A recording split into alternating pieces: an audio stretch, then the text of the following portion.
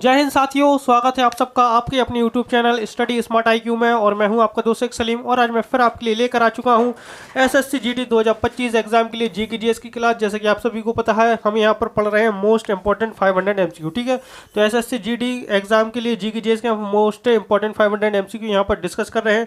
और इसका जो है ये 14वां दिन है। इससे पहले हम जो है तो 13 दिन की क्लासेस कर चुके हैं और इसका 14वां दिन है। और जो वीडियो है डेली शाम को 7 बजे यहाँ पर पब्लिश हो जाती है, ठीक है, स्टडी स्मार्ट IQ चैनल पर।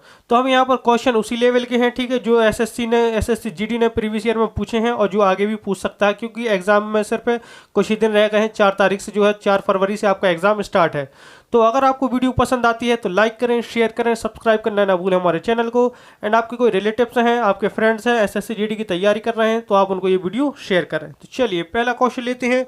तो पहला क्वेश्चन क्या कहता है? तो पहला क्वेश्चन है भारतीय पुनर्जागरण के जनक, ठीक है, तो भारतीय पुनर्जागरण के जनक यानी फादर ऑफ इंडियन रेनेसेंस के रूप में, ठीक है, कौन जाने जाते हैं और बंगाल पुनर्जागरण आंदोलन में महत्वपूर्ण भूमिका निभाई? तो ये कौन है? तो इनका जो नाम है, तो इनका नाम है राजा राममोहन रॉय, ठीक है, राजा राममोहन रॉय, जिनको भारतीय पुनर्जागरण का जनक कहा जाता है। इसके अलावा जो राजा राममोहन रॉय है, ठीक है, तो इनको आधुनिक भारत का जनक भी कहते हैं। क्या? आधुनिक भारत का जनक, ठीक है, तो आधुनिक भारत का जनक भी इनको कहा जाता है। किसको? राजा राममोहन रॉय को।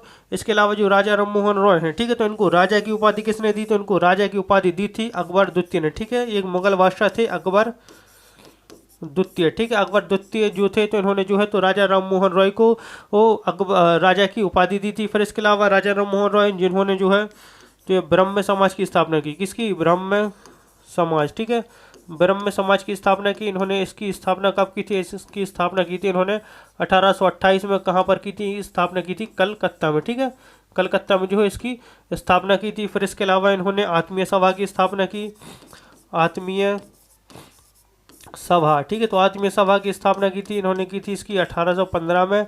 और ये भी कहाँ पर की थी? तो ये भी इसकी स्थापना भी इन्होंने कलकत्ता में की थी, ठीक है, कलकत्ता में। फिर इसके अलावा इन्होंने कुछ पत्रिकाएं चलवाई, ठीक है, तो इनकी जो पत्रिकाएं हैं तो ये बहुत फेमस है। एक है संवाद कौमुदी, ठीक है, संवाद कौमुदी एंड मिरात उल अखबार, ठीक है, मिरात उल अखबार, ठीक है, ये 2 पत्रिकाएं चलवाई इन्होंने। इसके अलावा जो राजा राममोहन रॉय है, ठीक है, तो इनकी एक किताब है तोहफत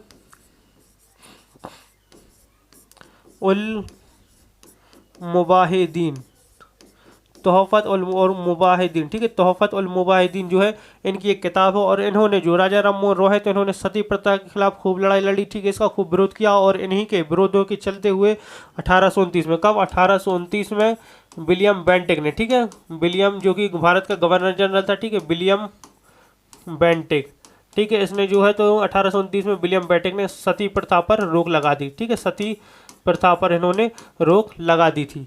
फिर हम बात करते हैं, ये तो हो गई राजा राममोहन रॉय की। फिर हम बात करते हैं रविंद्रनाथ टैगोर, ठीक है, तो रविंद्रनाथ टैगोर इनके जो है, ठीक है, तो इनके नाम 3 रिकॉर्ड है। कौन कौन से 3 रिकॉर्ड हैं? एक तो ये है, ये पहले भारतीय, पहले एशियाई और पहले यूरोपीय व्यक्ति हैं जिनको नोबेल पुरस्कार मिला, ठीक है। तो यहाँ पर मैं लिख देता हूँ, पहले भारतीय,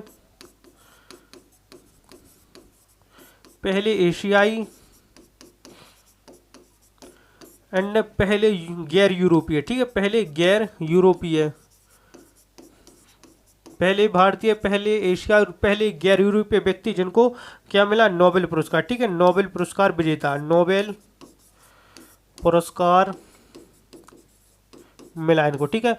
इनको कब मिला था? तो इनको मिला था 1913 में जो है इनको नोबेल पुरस्कार मिला था। और ये किस फील्ड में? तो इनको साहित्य यानी लिटरेचर की फील्ड में जो है इनको नोबेल पुरस्कार दिया गया था रविंद्रनाथ टैगोर को। रविंद्रनाथ टैगोर और इनकी एक किताब थी, ठीक है, इनकी किताब थी गीतांजलि। क्या? गीतांजलि, ठीक है, गीतांजलि इसी के लिए जो है, ठीक है, तो इनको जो है गीतांजलि पुस्तक के लिए ही इनको साहित्य में 1913 में नोबेल पुरस्कार दिया गया था। फिर हम बात करते हैं रविंद्रनाथ टैगोर, ठीक है, तो जिनको गुरुदेव कहते हैं, ठीक है, गुरुदेव, क्या? गुरुदेव इनको कहा जाता है। इन्होंने जो है एक गीतांजलि किताब लिखी, इसके अलावा बहुत सारी किताबें लिखी, इनमें से एक किताब जैसे हंगरी स्टोन्स है, ठीक है, ये किताब भी लिखी रविंद्रनाथ टैगोर, जिन्होंने हमारा देश का राष्ट्रगान, ठीक है, भारत एंड बांग्लादेश, ठीक है, भारत एंड बांग्ला देश 2 देशों का जो इन्होंने राष्ट्रगान लिखा, ठीक है, राष्ट्रगान लिखा इन्होंने, राष्ट्रगान, ठीक है। तो भारत और बांग्लादेश का राष्ट्रगान लिखा था। फिर हम बात करते हैं बंकिम चंद्र चट्टोपाध्याय, ठीक है। तो बंकिम चंद्र चट्टोपाध्याय जिन्होंने राष्ट्रीय गीत, ठीक है, राष्ट्रीय गीत लिखा, ठीक है, राष्ट्रीय गीत वंदे मातरम इन्होंने ही लिखा था। और जो लिया गया था, तो ये कहाँ से लिया गया था, तो ये लिया गया था आनंद मठ से। कहाँ से, आनंद मठ से लिया गया था, आनंद मठ से ये लिया गया था, जो कि किताब है बंकिम चंद्र चट्टोपाध्याय, ठीक है। और ईश्वर चंद्र विद्यासागर, तो इन्होंने भी बहुत सारी, जैसे सत्यवती प्रथा में, ठीक है, समाज को आगे बढ़ाने में इन्होंने भी बहुत सारा योगदान दिया है। तो ये है इस क्वेश्चन के बारे में जानकारी, तो आप इनको लिख लेंगे और जैसी वीडियो खत्म होती है तो आप एक छोटा सा रिकेप लेंगे ताकि आप रिवीजन कर सकें। चलिए नेक्स्ट क्वेश्चन। नेक्स्ट है, भारत में गरीबी हटाओ और आत्मनिर्भरता की प्राप्ति का मुख्य उद्देश्य डैश था, ठीक है। तो किस पंचवर्षीय योजना के समय पर ये कहा गया था, गरीबी हटाओ और आत्मनिर्भरता की प्राप्ति। तो ये जो था, तो ये था 5वीं पंचवर्षीय योजना, ठीक है, 5वीं पंचवर्षीय योजना का। और 5वीं पंचवर्षीय योजना जो है तो 1974 से, ठीक है, 1974 से लेकर 1978 तक चली, ठीक है। और ये जो है तो सिर्फ 4 साल चली थी ये पंचवर्षीय योजना, कितने, 4 साल चली। अब मैं एक एक करके आपको सारी की सारी पंचवर्षीय योजनाएं बताने वाला हूं और उनके सन बताने वाला हूं कि किन से किन के बीच में चली।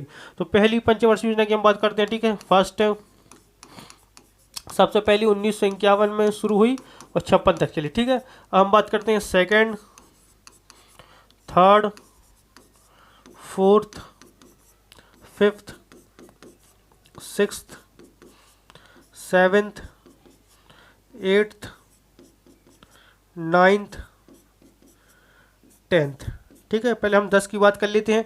तो देखिए, दूसरी पंचवर्षीय योजना 1956 से 61 तक, तीसरी पंचवर्षीय योजना 1961 से 66 तक, चौथी पंचवर्षीय योजना 1969 से 74 तक, और पांचवी पंचवर्षीय योजना 1974 से 78 तक, छठी पंचवर्षीय योजना 1980 से 85, सातवीं पंचवर्षीय योजना 1985 से 90, आठवीं पंचवर्षीय योजना 1992 से 97, नौवीं पंचवर्षीय योजना 1997 से 2002, ठीक है। 10वीं पंचवर्षीय योजना 2002 से लेकर 2007 तक।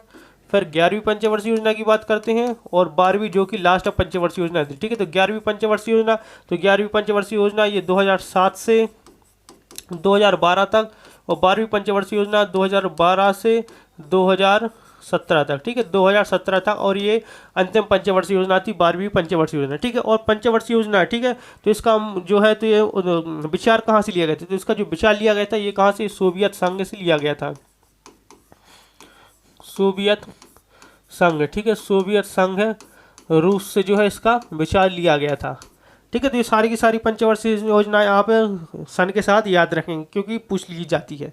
नेक्स्ट है 2011 की भारत की जनगणना के अनुसार निम्नलिखित में से किस भारतीय राज्य का लिंगानुपात भारत के संयुक्त लिंगानुपात से कम है, ठीक है। तो भारत के संयुक्त लिंगानुपात से कम है, तो ये कौन सा राज्य है, तो देखिए पहले सबसे पहले हम बात करते हैं भारत का संयुक्त लिंगानुपात कितना है। तो भारत का संयुक्त लिंगानुपात है 943, ठीक है, 943, यानी 1000 पुरुषों पर 943 महिलाएं, ठीक है, ये कहलाता है लिंगानुपात।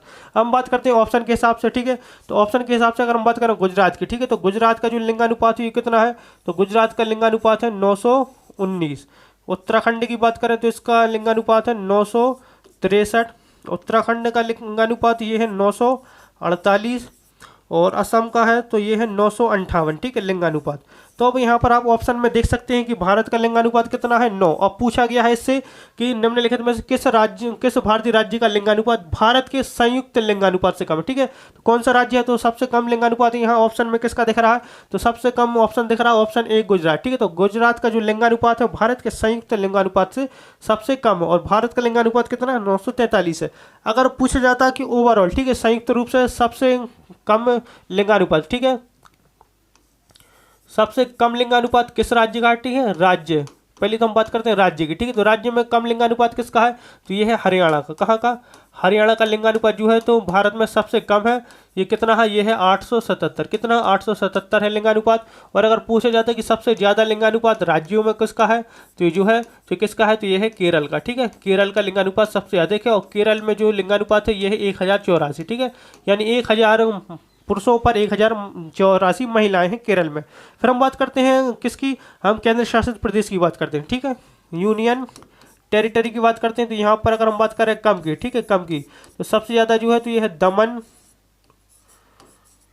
एंड दीव में, ठीक है। दमन और दीव में सबसे कम लिंगानुपात है, इसका जो लिंगानुपात है ये है 618, ठीक है, 618 है। और अगर हम बात करें यूनियन टेरिटरी में सबसे ज़्यादा लिंगानुपात किसका है, तो सबसे ज़्यादा लिंगानुपात जो है तो ये है पुडुचेरी का, ठीक है, पुडुचेरी का। और पुडुचेरी का लिंगानुपात जो है तो ये है 1038, ठीक है, 1038 यानी 1000 पुरुषों पर 1038 महिलाएं, ठीक है। तो ये सारी चीज़ें याद रखेंगे। चलिए नेक्स्ट क्वेश्चन लेते हैं। और जाने से पहले, आप एग्जाम देने से पहले तो ठीक है, तो जो जनगणना, ठीक है, इसको जरूर पढ़कर जाएंगे पूरी तरीके से। नेक्स्ट क्वेश्चन है, भारत में निम्नलिखित में से कौन सा संवैधानिक निकाय का उदाहरण है, ठीक है। तो संवैधानिक निकाय का उदाहरण है राष्ट्रीय मानवाधिकार आयोग, ये गलत है। फिर राष्ट्रीय खाद्य नियम, ये भी गलत है। भारत का विधि आयोग, ये भी गलत है। भारत का निर्वाचन आयोग, ये बिल्कुल सही है, ठीक है। भारत का निर्वाचन आयोग जो है तो एक संवैधानिक निकाय है, और ये जो है तो अनुच्छेद 324 में इसके बारे में दिया हुआ है, ठीक है। अनुच्छेद 324 के बारे में जो है 324 में जो है इसके बारे में दिया हुआ है। चलिए नेक्स्ट क्वेश्चन। नेक्स्ट है 2011 की भारत की जनगणना के अनुसार दिए गए विकल्पों में से भारत का सबसे कम साक्षर राज्य कौन सा है। तो सबसे कम साक्षर राज्य जो है तो भारत का तो ये है बिहार, ठीक है। बिहार की जो साक्षरता दर है, ठीक है, बिहार की साक्षरता दर सबसे कम है 2011 की जनगणना के अनुसार। अगर पूछा जाता है कि सबसे ज़्यादा साक्षरता दर, ठीक है, राज्यों में सबसे ज़्यादा साक्षरता दर, ठीक है, राज्यों में सबसे ज़्यादा साक्षरता दर तो ये कहाँ की है, तो ये है केरल की, ठीक है। केरल की साक्षरता दर सबसे कम ज़्यादा है, ठीक है। और सबसे कम कहाँ पर है, तो सबसे कम है बिहार में। फिर हम बात करते हैं कि यूनियन टेरिटरी की, ठीक है। तो यूनियन टेरिटरी में सबसे ज़्यादा जो साक्षरता दर है तो किसका है, तो ये लक्षद्वीप का सबसे ज़्यादा साक्षरता दर है। किसका, लक्षद्वीप का साक्षरता दर सबसे अधिक है। और अगर हम बात करें कम की, ठीक है, तो कम साक्षरता दर कहाँ पर है, तो कम साक्षरता दर है दादर और नगर हवेली एवं दमन और दीप की, ठीक है, दमन और द्वीप, ठीक है, दमन और द्वीप की जो साक्षरता दर है ये सबसे कम है यूनियन टेरिटरी में, और सबसे ज़्यादा है यूनियन टेरिटरी में साक्षरता दर ये है लक्षद्वीप की, ठीक है। चलिए नेक्स्ट है भारतीय संसद में डैश शामिल है। तो भारतीय संसद में क्या शामिल है, राष्ट्रपति और 2 सदन, केवल 2 सदन, केवल राष्ट्रपति और प्रधानमंत्री, या फिर विधायिका, कार्यपालिका और न्यायपालिका, ठीक है। तो जो भारत का संसद है, ठीक है, तो भारत के संसद में जो शामिल है तो ये है राष्ट्रपति और 2 सदन, ठीक है, राष्ट्रपति और 2 सदन यानी राज्यसभा और लोकसभा जो है तो ये भारत की संसद में शामिल है। नेक्स्ट क्वेश्चन लेते हैं।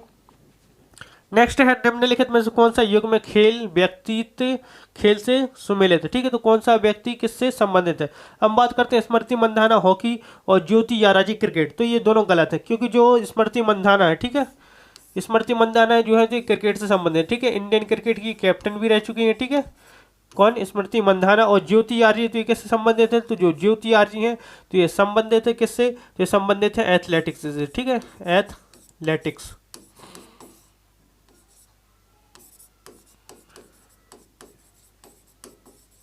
ठीक है, एथलेटिक्स से ये संबंधित है। तो इसका राइट आंसर क्या हो जाएगा, तो ये हो जाएगा ऑप्शन सी, ना तो एक और ना ही दो, दोनों ही गलत हैं क्योंकि। चलिए नेक्स्ट है कौन सा प्रतिष्ठित भारतीय शास्त्रीय गायक जिन्हें अक्सर मेवाती मास्टर के रूप में जाना जाता है, ख्याल गायन में अपनी महारत और रागों के प्रति अपने अभिनव दृष्टिकोण के लिए मनाया जाता है। तो कौन है, तो ये है पंडित जसराज, ठीक है, Pandit Jasraj, option A. Next question, Bharat के किस राज्य में त्रिशूर, ठीक है, त्रिशूर पूरम नामक प्रसिद्ध मंदिर उत्सव मनाया जाता है और अपने विस्तृत जुलूसों और आतिशबाजी के प्रदर्शन के लिए जाना जाता है। तो ये कौन सा त्यौहार है, ठीक है, तो ये कहाँ पर मनाया जाता है, तो ये जो मनाया जाता है ये केरल में मनाया जाता है, ठीक है, केरल में मनाया जाता है त्रिशूर पूरम त्यौहार। चलिए नेक्स्ट है डोबे राइनर के त्रिकों में कितने त्रिकों का उल्लेख किया गया है। तो डोबे राइनर के त्रिकों में जो है तो 4 त्रिकों का जो है तो ये उल्लेख किया गया है।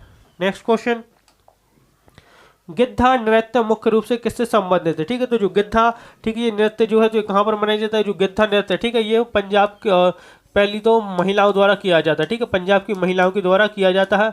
तो इसका जो राइट आंसर हो जाएगा तो ये क्या हो जाएगा, तो ये हो जाएगा पंजाब, ठीक है, तो पंजाब की महिलाओं द्वारा जो है ये गिद्धा त्यौहार मनाया जाता है। इसके अलावा ये हरियाणा में भी कई जगहों पर मनाया जाता है।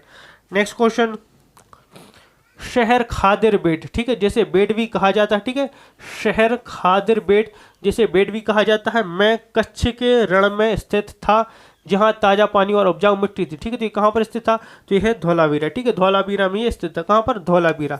हम बात करते हैं धौलावीरा, ठीक है। तो धौलावीरा जिसकी जो है तो इसकी खोज हुई थी कब? 1967 और 68 के बीच में इसकी खोज हुई थी, ठीक है। किसने की थी? ये की थी जगतपति जोशी ने, ठीक है, जेपी जोशी यानी जगतपति जोशी ने जो है इसकी खोज की थी। और ये जो है तो ये लूनी नदी के किनारे था, ठीक है, लूनी नदी किनारे है ये, लूनी नदी किनारे। और ये कहाँ पर? ये कच्छ गुजरात में पड़ता है, ठीक है, कच्छ गुजरात में। फिर इसके बाद हम बात करते हैं लोथल की, ठीक है। लोथल जो कि एक डॉक यार्ड, ठीक है, यानी बंदरगाह है, ठीक है, बंदरगाह स्थल था, बंदरगाह स्थल था किसका? ये बंदरगाह स्थल था सिंधु घाटी सभ्यता का, ठीक है, लोथल, जिसकी खोज 1954 में हुई थी, ठीक है। कब? 1954 में हुई थी। SR राव ने, ठीक है, SR राव ने इसकी खोज की थी। SR राव यानी शिकारीपुरा रंगनाथ राव ने, ठीक है। और इसकी जो खोज है तो बाद में 1957 में भी हुई थी, ठीक है, 1957 में बाद में, ठीक है, बाद में, ठीक है। पहले 1954 में हुई थी, फिर उसके बाद 1957 में भी इसकी खोज हुई, ठीक है, थोड़ी, यानी उसमें जो खुदाई होती है, ठीक है, खनन होता है, वो हुआ था। और जो लोथल है, ठीक है, ये कहाँ पर? ये अहमदाबाद गुजरात में है, ठीक है, अहमदाबाद गुजरात में, ठीक है, अहमदाबाद गुजरात में भोगबा या साबरमती नदी जिसको कहते हैं, ठीक है, इसके किनारे भोगबा या साबरमती नदी के किनारे ये स्थित है, ठीक है, लोथल, जो कि बंदरगाह स्थल था हड़प्पा सभ्यता। फिर हम बात करते हैं हड़प्पा, ठीक है। तो हड़प्पा जो कि पहला खोजा गया शहर था सिंधु घाटी सभ्यता का, इसकी जो खोज हुई थी ये 1921 में हुई थी। कब? 1921 में इसकी खोज की थी किसने? दयाराम साहनी ने, दयाराम साहनी, ठीक है, दयाराम साहनी ने जो है इसकी खोज की थी। और ये कहाँ पर है? तो ये रावी नदी के किनारे, ठीक है, रावी नदी किनारे सिंध पाकिस्तान में ये स्थित है, सिंध पाकिस्तान में है ये।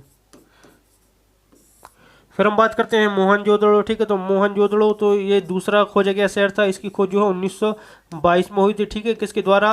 राखलदास बनर्जी ने की थी, ठीक है, राखलदास बनर्जी, ठीक है, राखलदास बनर्जी ने जो है इसकी खोज की थी। कब? कहाँ पर है? तो ये सिंधु नदी के किनारे, ठीक है, सिंधु नदी के किनारे सिंध पाकिस्तान में। कहाँ पर? सिंध पाकिस्तान में ये स्थित है, सिंध पाकिस्तान में ये स्थित है। और मोहनजोदड़ो जिसको जो है तो मृतकों का टीला यानी माउंट ऑफ डेथ कहा जाता है। चलिए आगे बढ़ते हैं, नेक्स्ट क्वेश्चन लेते हैं। नेक्स्ट है कर्नाटक का कौन सा नृत्य रूप बड़े डोलों को पुरुषों के गले में लटकाकर किया जाता है और जो अपने धार्मिक और युद्ध के उत्साह के लिए जाना जाता है? तो कौन सा है? तो जो है तो यह डोलू कुनीथा, ठीक है, डोलू कुनीथा जो कि है तो कर्नाटक में मनाया जाता है। और यहाँ के जो पुरुष है, ठीक है, तो अपने बड़े बड़े डोल जो होते हैं, ठीक है, उनको गले में डालते हैं और इस तरीके से आपने देखा होगा कि इस तरीके से बजाते हैं दोनों हाथों से, ठीक है। तो ये है डोलू कुनीथा। फिर हम बात करते हैं घोड़े मोदनी, ठीक है। तो घोड़े मोदनी जो है तो ये गोवा में मनाया जाता है, ठीक है, गोवा में। कुम्मी की बात करें तो ये तमिलनाडु एंड केरल में मनाया जाता है। और डांडिया जो कि गुजरात में मनाया जाता है, कहाँ पर? गुजरात में। चलिए नेक्स्ट क्वेश्चन लेते हैं, आगे बढ़ते हैं। नेक्स्ट है निम्नलिखित में से कौन सा खेल मोमा दास द्वारा खेला जाता है? ठीक है, तो मोमा दास द्वारा खेला जाता है, तो जो खेला जाता है तो यह है टेबल टेनिस, ठीक है, टेबल टेनिस जो है तो मोमा दास द्वारा खेला जाता है। किसके द्वारा? मोमा दास के द्वारा।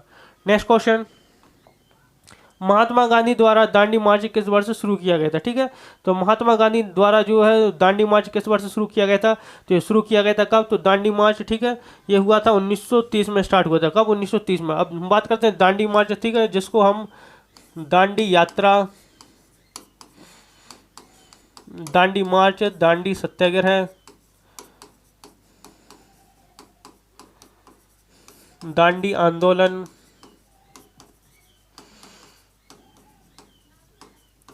नमक मार्च, नमक सत्याग्रह, नमक आंदोलन, ठीक है, इन नामों से ये जाना जाता है। और जो दांडी मार्च है, ठीक है, ये सविनय अवज्ञा आंदोलन का पहला आंदोलन था। ठीक है, सविनय अवज्ञा आंदोलन, ठीक है, सविनय अवज्ञा आंदोलन का जो है ये पहला, ठीक है, सविनय अवज्ञा आंदोलन का जो है तो ये पहला आंदोलन था, ठीक है। दांडी यात्रा, दांडी मार्च कहते हैं, ठीक है। और जो है तो दांडी मार्च जो है स्टार्ट हुआ था, ठीक है। तो ये कब हुआ था, तो ये जो है तो ये 12 मार्च,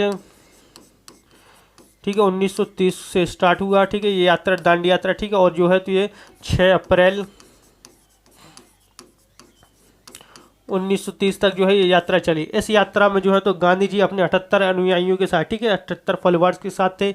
और इसमें जो है गांधी जी इसमें जो है तो 240 मील चले, ठीक, कितने 240 मील चले, कितने 24, इस यात्रा में जो है कितने 24 दिन लगे थे। और जो यात्रा हुई थी, ठीक है, ये साबरमती आश्रम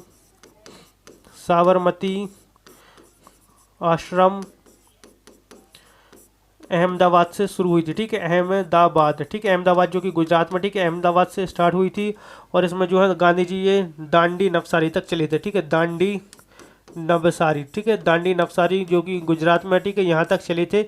240 मील इनकी यात्रा थी और 24 दिन ये लगे थे इसमें। और ठीक है, उन्होंने जो है तो यहाँ पर जाकर जो है तो नमक बनाकर इसको तोड़ दिया था, ठीक है, नमक कर को तोड़ दिया था। और इसके बाद जो है तो इनको 5 मई, ठीक है, 5 मई 1930 को जो है तो ब्रिटिशर्स के द्वारा, यानी जो ब्रिटिश गवर्नमेंट थी, ठीक है, उनके द्वारा इनको गिरफ्तार कर लिया गया था। फिर इनको जब छोड़ा कब गया, तो इनको छोड़ा गया था कब, तो इनको छोड़ा गया था 1931 में। कब, 1931 में जो है गांधी जी को छोड़ा गया था जनवरी में।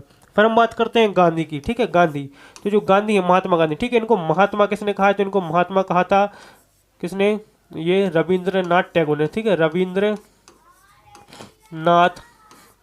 टैगोर, ठीक है। तो रविंद्रनाथ टैगोर जो है तो इन्होंने इनको महात्मा कहा था। इसके अलावा इनको बापू भी कहा गया, क्या बापू कहते थे, तो बापू किसने कहा, तो ये कहा राजकुमार शुक्ला ने, ठीक है, राजकुमार शुक्ला, ठीक है, राजकुमार शुक्ला ने जो है इनको बापू कहा। इसके अलावा इनको राष्ट्रपिता भी कहा गया, ठीक है, राष्ट्रपिता, तो राष्ट्रपिता किसने कहा, तो राष्ट्रपिता कहा था नेताजी ने, ठीक है, नेताजी सुभाष चंद्र बोस ने जो है इनको राष्ट्रपिता कहा। इसके अलावा इनको अर्धनग्न फकीर, ठीक है, अर्धनग्न फकीर भी कहा गया, यानी हाफ नेकेड बैकर, तो ये किसने कहा, तो ये कहा था विंस्टन चर्चिल, ठीक है, विंस्टन चर्चिल ने जो है तो इनको अर्धनग्न फकीर कहा था। विंस्टन चर्चिल जो है तो उस टाइम पर यहाँ के जो यूएस था, अरे माफ़ी कीजिएगा, यूके, ठीक है, यहाँ के प्रधानमंत्री थे। और इसके अलावा इनको साबरमती का संत भी कहते हैं, ठीक है, साबरमती का संत भी महात्मा गांधी को कहा जाता है। महात्मा गांधी की कुछ आंदोलन 1917, ठीक है, चंपारण आंदोलन, ठीक है, चंपारण आंदोलन 1918, खेड़ा सत्याग्रह, ठीक है, खेड़ा सत्याग्रह 1919, रॉलेट सत्याग्रह 1920, असहयोग आंदोलन, ठीक है, असहयोग आंदोलन। फिर 1930 में सविनय अवज्ञा, ठीक है, जो कि ऑप्शन में है, ठीक है, सविनय अवज्ञा, ठीक है, सविनय अवज्ञा आंदोलन। फिर इसके अलावा 1942 में भारत छोड़ो आंदोलन, ठीक है, भारत छोड़ो आंदोलन, ठीक है, भारत छोड़ो आंदोलन, जिसको क्या कहते हैं, तो जिसको कहते हैं क्विट इंडिया मूवमेंट, ठीक है, क्विट इंडिया मूवमेंट। इसके अलावा जो गांधी जी हैं, ठीक है, इन्होंने कुछ पत्रिकाएं चलवाई, पत्रिकाएं थी यंग इंडिया, नवजीवन, हरिजन, इंडियन ओपिनियन, ठीक है, ये सारी पत्रिकाएं चलवाई, किसने चलवाई जी, तो सारी की सारी पत्रिकाएं चलवाई थी किसके, महात्मा गांधी के द्वारा। इसके अलावा महात्मा गांधी ने कुछ किताबें लिखी, किताबें हैं माय एक्सपेरिमेंट्स,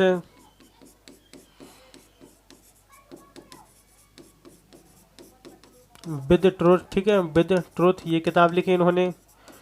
इसके अलावा इन्होंने जो है तो गोखले, माय पॉलिटिकल गुरु, ठीक है, माय पॉलिटिकल गुरु, ये किताब लिखी इन्होंने, ठीक है। इसके अलावा जो है तो इन्होंने एक किताब लिखी थी हिंद स्वराज, ठीक है, हिंद स्वराज, ठीक है, ये जो किताब है ये गांधी जी की द्वारा लिखी गई थी और ये बहुत ज़्यादा इंपॉर्टेंट, ठीक है। तो ये सारी चीज़ें हैं, तो मैंने दांडी मार्च के बारे में भी बता दिया आपको, ठीक है। इसके अलावा महात्मा गांधी की जो चीज़ें थी, ठीक है, तो उनके बारे में मैंने आपको बता दिया, तो इनको लिख लेंगे। और ये मैं सिर्फ आज नहीं, मैं कई बार बता चुका हूँ आपको, तो आप तक जो है तो आपको याद भी हो जानी चाहिए। चलिए नेक्स्ट है संगीत नाटक अकादमी पुरस्कार पहले डैश के रूप में जाने जाते थे, ठीक है। तो संगीत नाटक अकादमी पुरस्कार, ठीक है, इसकी जो शुरुआत हुई थी 1952 में जो है इसकी शुरुआत हुई थी, और इसको पहले किस नाम से जाना जाता था, तो उनको कहते थे पहले राष्ट्रपति पुरस्कार, ठीक है, राष्ट्रपति पुरस्कार कहा जाता था इनको। नेक्स्ट क्वेश्चन, महिलाओं के लिए हेप्टाथलॉन में डैश इवेंट होते हैं, तो कितने इवेंट होते हैं, तो ये 7 इवेंट होते हैं, ठीक है, खेल की बात हो रही है यहाँ पर, ठीक है। तो महिलाओं के हेप्टाथलॉन में जो है तो 7 इवेंट होते हैं। नेक्स्ट क्वेश्चन, गणगौर उत्सव ऐतिहासिक रूप से निम्नलिखित में से किस राज्य का मूल निवासी है, ठीक है। तो गणगौर उत्सव तो किस राज्य का मूल निवासी यानी कहाँ पर ये मनाया जाता है, गणगौर उत्सव तो ये राजस्थान में खासकर मनाया जाता है। Next, PR. श्रीजेश एक हैं, तो पी.आर. श्रीजेश जो एक हैं तो ये एक हॉकी खिलाड़ी हैं, ठीक है, हॉकी के खिलाड़ी पी.आर. श्रीजेश। चलिए नेक्स्ट क्वेश्चन, नेक्स्ट है उस्ताद असद अली खान कौन सा वाद्य यंत्र बजाते थे, तो उस्ताद अली खान जो है तो कौन सा वाद्य यंत्र बजाते थे, तो बजाते थे रुद्र बीड़ा, ठीक है, रुद्र बीड़ा। नेक्स्ट क्वेश्चन, भारतीय संविधान का कौन सा भाग संघ और उसके राज्य क्षेत्रों से संबंधित है, तो संघ और उसके राज्य क्षेत्रों से संबंधित है कौन सा, तो अगर हम बात करें भाग 2, ठीक है, तो भाग 2 है जो ये नागरिकता से संबंधित है, किससे, नागरिकता से ये संबंधित है। भाग 3 जो है जो मौलिक अधिकारों से संबंधित है, ठीक है, मौलिक अधिकार, ठीक है, मौलिक अधिकारों के बारे में बात करता है भाग 3। भाग 4 जो राज्य के नीति निर्देशक तत्व, ठीक है, राज्य के नीति निर्देशक तत्व इनके बारे में बात करता है। और भाग 1 जो है तो इसका राइट आंसर हो जाएगा, क्योंकि जो संविधान का भाग 1 है, ठीक है, ये संघ और उसके राज्य क्षेत्रों के बारे में बात करता है। चलिए नेक्स्ट क्वेश्चन, नेक्स्ट है कुचिपुड़ी नृत्य शैली भारत के किस राज्य के कुचिपुड़ी नामक गांव में उत्पन्न हुई, तो कुचिपुड़ी जो है तो कहाँ पर, ये आंध्र प्रदेश में, ठीक है, आंध्र प्रदेश का शास्त्रीय नृत्य है कुचिपुड़ी। केरल का शास्त्रीय नृत्य है, तो केरल का शास्त्रीय नृत्य है कथकली एंड मोहिनी अट्टम, ठीक है, कथकली एंड मोहिनी अट्टम जो है तो ये कहाँ का, ये केरल का शास्त्रीय नृत्य है। तमिलनाडु का शास्त्रीय नृत्य ये है भरतनाट्यम, ठीक है, भरतनाट्यम। और आंध्र प्रदेश का कुचिपुड़ी और उत्तर प्रदेश का कथक है, ठीक है, उत्तर प्रदेश का कथक है। इसके अलावा असम का शास्त्रीय नृत्य क्या है, तो असम का शास्त्रीय नृत्य है सत्रिया, ठीक है, इसके अलावा असम का शास्त्रीय होगा, ठीक है। और जो कुछ मणिपुरी है, ठीक है, तो मणिपुर का शास्त्रीय नृत्य, ओडिसी जो है तो ओडिशा का शास्त्रीय नृत्य है, ठीक है। तो ये मैंने सारे बता दिए आपको, और ये कई बार मैं बता चुका हूँ, अब तक आपको याद होने चाहिए। नेक्स्ट, भारत डैश देशों के साथ अपनी सीमा साझा करता है, ठीक है, तो भारत कितने देशों के साथ सीमा साझा करता है, तो देखिए ये जो है तो देखिए सबसे पहले पाकिस्तान, ठीक है, पाकिस्तान, अफगानिस्तान,